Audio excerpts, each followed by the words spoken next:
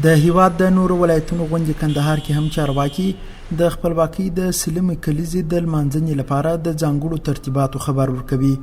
د کندهار ولایتي چارواکي وایي د خپلواکۍ د سلمې کلیزې په مناسبت به افغان ملي امنیتي ځواکونه خاص پوځي مراسم ترسره کړي او ترڅنګ به ولایتي اداره د ځینو میلمنو او کندهار اوسیدونکو په ملتیا د ولایت مقام په ودانۍ کې جوړ شوی ستر بیرغ هم پورته سي.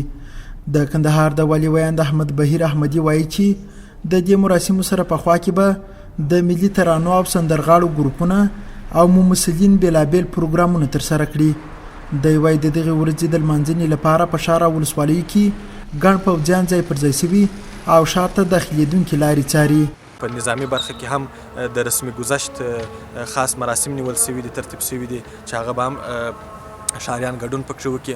همدارنګه د ټنګ ټکور پروګرامونه، د شاه غازي امان الله خان د ژوند په اړه باندې تمثیلي پارچې، همدارنګه د دغې ورځې په مناسبت باندې ملي ترانې دا ټول په دغو پروګرامونو کې شامل دي.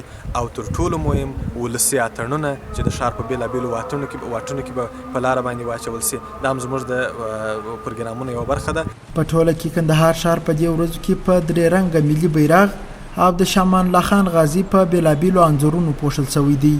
د کندهار اوسیدونکي همدا ورځ د افغانستان په تاریخ کې ستره لاسته راوړنه بولي او وایي چې د لمانځنې لپاره به یې جوړېدونکو مراسمو کې برخه اخلي.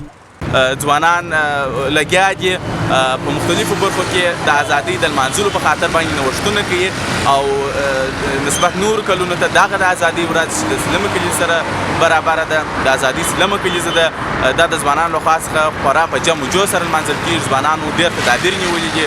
لکه څنګه چې تاسو پوهېږئ د سلمې کلیزې په مناسبت سره په ښار کې او په سیمو کې بیرغونه همدارنګه په موټرونو، په موټرسایکلانو، حتی داسې مې لیدلي چې ځوانانو کالي هم درې رنګه د افغانستان په بیرغ د درې رنګه بیرغ باندې کړي دي.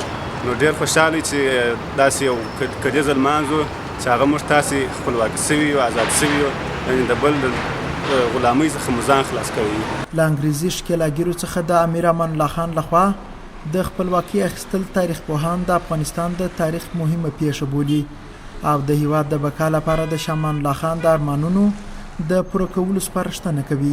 قدرت الله رضوان، میلمه راډیو، کندهار.